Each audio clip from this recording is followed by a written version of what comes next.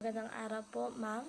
Ang pamagat ng sinuri naming pananaliksik ay tungkol sa Tiduray interference, morpolohiya at sintaktikal na pag-aaral sa wika ng mga Ilonggo ni Lorena Balbon, 21.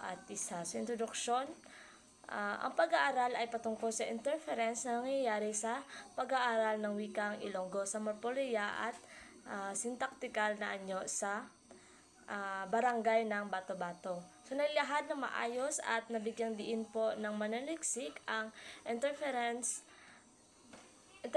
ng wikang Tiduray sa pag-aaral ng wikang Ilonggo sa morpolohiya at sintaktikal na anyo. At maraming suportang pag-aaral ang inilahad upang mas maunawaan ang paksa, ngunit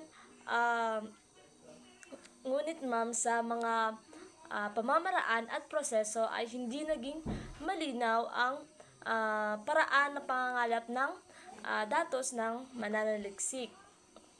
Pangalawa ay sumusuportang pag-aaral. So, malaki ang naitulong ng mga naunang pag-aaral sa pagpapaliwanag ng paksa at may kaugnayan ang mga teorya at mga pag-aaral sa pag-unawa ng paksa gaya ng mga batayang teorya sa variety at variasyon ng wika ni Magracia 20 at 10 na kung saan ay naipaliwanag ng maayos ang kahulugan ng interference at kung kailan ito nabubuo o nagagamit. Isa din ang pag-aaral ni Hikana 20 at 17 tungkol sa pasalitang diskurso ng Tagalog variety sa Taguig o spoken discourse Tagalog variety in Taguig na kung saan ay ipinabatid ng pag-aaral na ito na malaki ang gampanin o ang role ng unang wika sa paraan ng pagsasalita ng pangalawang wika. So, nagkakaroon ng malaking epekto ang unang wika sa paraan ng pagbubuo ng mga salita. Ang pangatlong pag-aaral ay ang pag-aaral ni Silinker na kung saan ay nakatulong rin sa paksa upang mas lalo itong maunawaan. Ito ay patungkol sa teorya ng interference phenomenon o interlanguage na kung saan ito ay tumutukoy sa pagkakaroon ng impluwensya ng mga katangian ng unang wika ng speaker sa kanyang pagsasalita o paggamit ng pangalawang wika at marami pang mga pahayag ng mga mananaliksik upang mas napatibay at nabigyan diin ang umiiral na paksa. Pangatlo ay ang paglalarawan ng gap ng kaalaman. So, sa pag-aaral po ni Balbon, ma'am, ay hindi na ilahad ng mananaliksik ang research gap ng pag-aaral.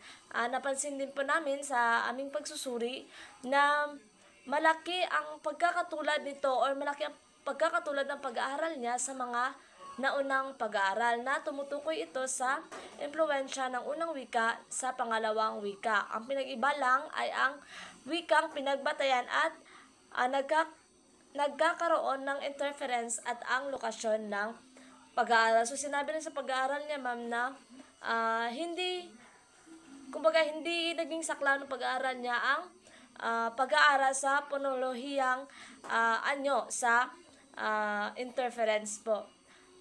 Sa research urgency naman o sa agarang pangangailangan ng pag-aaral, sa aming pagsusuri sa pag-aaral ay hindi na ilahad ng mananaliksik ang agarang pangangailangan ng pag-aaral. So, mayroon kaming nabasang mga kahalagahan ng pag-aaral, ngunit hindi ito matibay na basihan dahil walang teoryang sumusuporta rito. So, sa mga layunin naman, meron tayong pangkalahatang layunin at tiyak na layunin. Sa pangkalahatang layunin, nakamit naman ni Lorena Balbon ang layunin ng kanyang pag-aaral na kung saan ito ay tukuyin kung ano ang interference sa wika ng mga Ilonggo ayon sa morpological at sintaktikal na katangian. Sa tiyak na layunin naman, ay naipaliwanag ng maayos ang interference na nangyayari sa wikang Ilonggo at sa wikang Tiduray at ang istruktura nito, ang paggamit ng panlapi ng mga Ilonggo at ang salitang ugat ng wikang Tiduray. Pangalawa ay nailahad ang rason kung bakit nangyayari ang interference dahil malaking or nakalagay doon sa kanyang pag-aaral na malaking bahagdan ng mga may lahing Tiduray o nagsasalita ng wikang Tiduray kaysa sa mga Ilonggo sa Bato-Bato. Sa pagpili naman ng tsorya sa aming pagsusuri sa pag-aaral ni Lorena Balbon ay ang pag-aaral ay nakabatay sa tsoryang interference. So, sa kanyang pag-aaral, naaangkop talaga ang tsoryang interference na kung saan ay nagbibigay linaw sa impluwensya ng isang wika o ng wikang Tiduray sa pag-aaral o paggamit ng isa pang wika o yung wikang Ilonggo. Gaya sa pag-aaral ni Silinker, noong 1972 na tumutukoy sa pagkakaroon ng impluwensya ng mga katangian ng unang wika sa pagsasalita o paggamit ng pangalawang wika. So, nakakatulong talaga ang pag-aaral ni Silinker upang mabigyang linaw ang pag-aaral ni Lorena Balbon.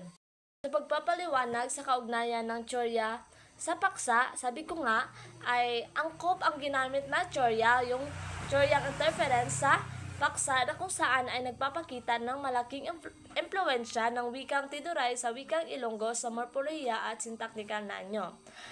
Mas pinagtibay pa ang tsorya na ginamit sa tulong ng mga kaugnay na pag-aaral gaya na pag-aaral ni Silinker, Banawa at iba pang mga naunang pag-aaral.